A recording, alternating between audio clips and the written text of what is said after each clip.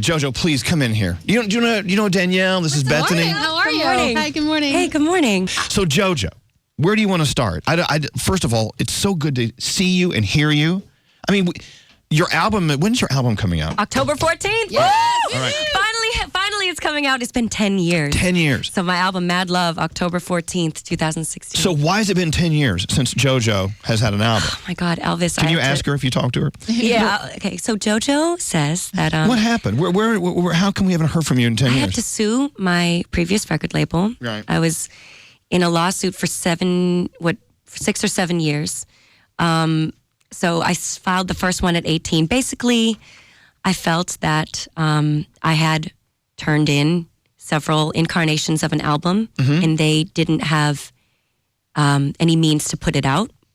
And it felt like they didn't have a desire to put it out. So you're just kind of like dying on the vine. I mean, kind of dying on the vine, exactly. As an artist, that must just be the worst. It made me feel like I didn't know, like, what was I good for? You know what I mean? Because I've been doing this since I was so young that I was like, who am I if I'm not doing music?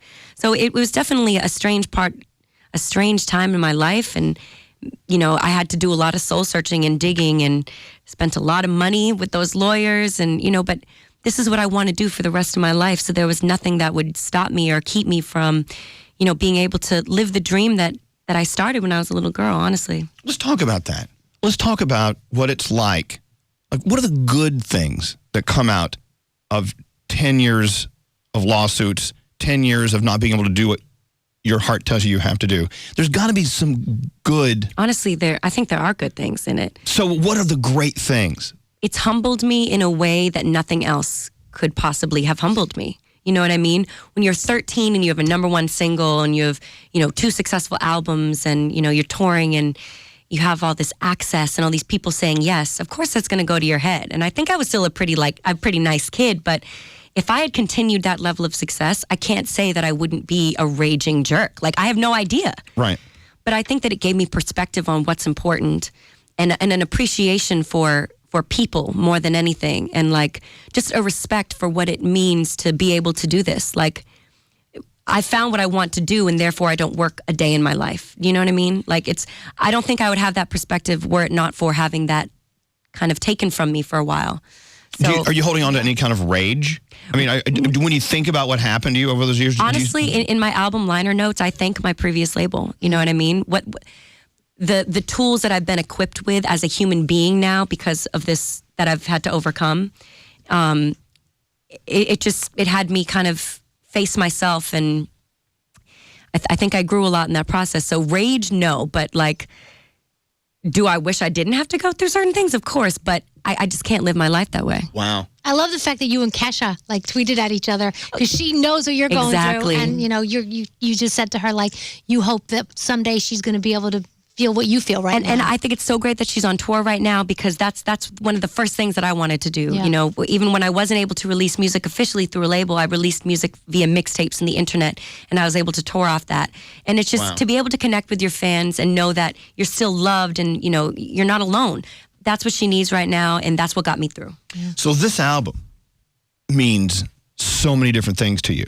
I mean, October what? October 14th. 14th. Yes. She's got that date tattooed on her head. For real. October 14th is going to be like a new awakening. It's like a spring awakening for you. Seriously. It still feels surreal. So on that day, I'm probably going to cry off my makeup the whole time. You'll just see me walking around looking insane. Excellent. Yeah, excellent. It's going to be great. It's going to be just a fantastic day for you. But today's a fantastic day. Why wait till October 14th? Exactly. Every day. You know what I'm Seize it. saying? That's right, Elvis. Hello, seize the Birthday moment. DM. Absolutely. Did you always know throughout this whole process, throughout these last 10 years, that you would get through it? Or were there times where you were like... I did not know. I had no idea.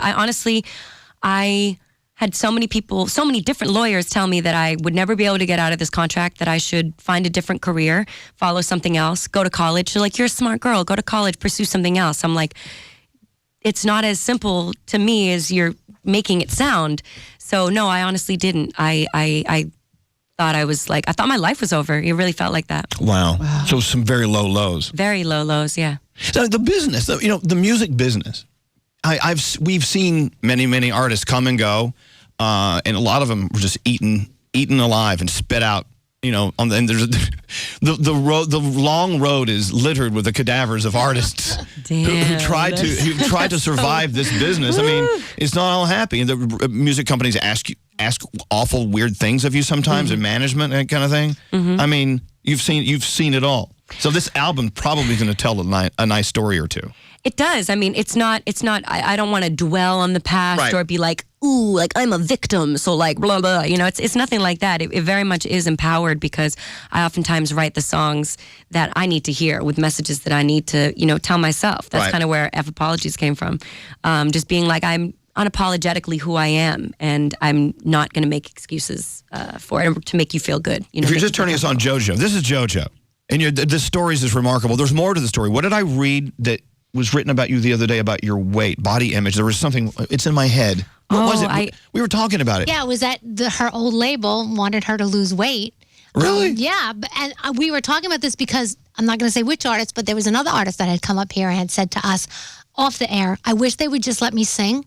Yep. I wish I didn't have to dance, and I wish they weren't concerned about my body image. I wish I could just make the music. Is it still like that? I mean, I don't know. I haven't heard anything about I think they know not to talk to me about my weight or the way I look now at this new label, which is a blessing. But honestly, it's so strange, and I really feel for whoever said that. I did this thing called HCG, which I injected myself. I had these things in my refrigerator from this nutritionist that the company I was previously working with hooked me up with. And I was eating 500 calories a day, and it makes your body like think you're pregnant. So then that the nutrients that it would give to the baby, it like takes away, and you like, you know, release it however you release it.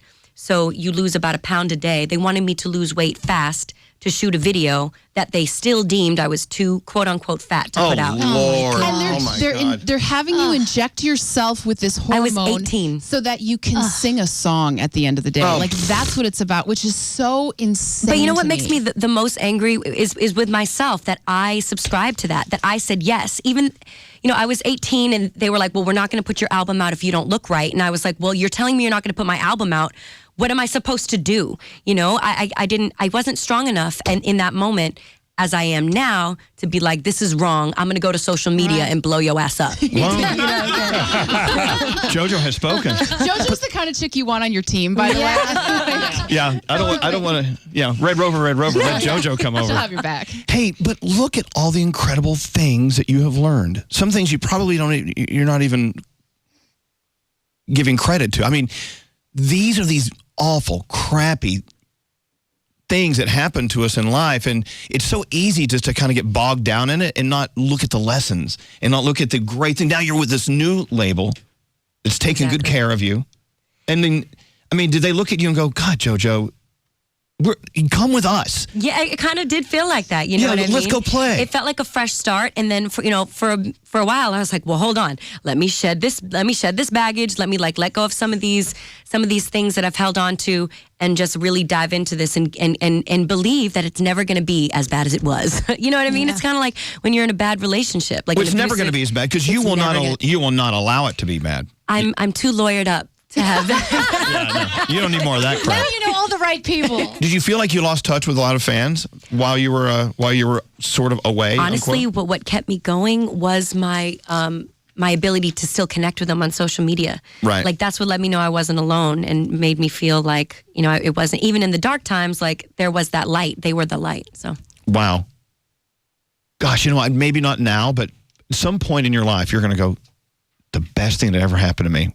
Those dark, awful, crappy days were just a blessing. No, I totally agree. I think I'm already at that point. I'm a few years removed from it. And man, I mean, you can't change anything. So I'm not going to try. It's all good. We're all learning lessons from JoJo. Can we expect any upcoming award show performances this year? Are you starting to line up for these things? Yeah, I'm on tour right now actually with Fifth Harmony. So we missed the Teen Choice Awards yesterday. So shout out to Teen Choice, but I don't know what to say about that. But yeah, it looks like we have some cool stuff coming up. My girls, Fifth Harmony, we love them. So sweet. Yeah. Absolutely. All right, so October 14th. Let's make sure we got to take you to number one. You're the best. No. You are amazing. We do this, by the way. We manipulate the numbers. Okay, manipulate. We're going to manipulate the away. hell out of those numbers. JoJo, it's just a pleasure having you here. Please come back anytime you want to come here. This has been awesome. What a great way to start the morning. Thank you. And you've motivated a lot of people. We're checking everything online. I mean, to hear the story and hear where you were, where you went, and now where you're going. Fantastic. Oh, thanks. Never keep your story from people because I never will. I'm an open book, man. It's fantastic. JoJo. Yay! Fantastic.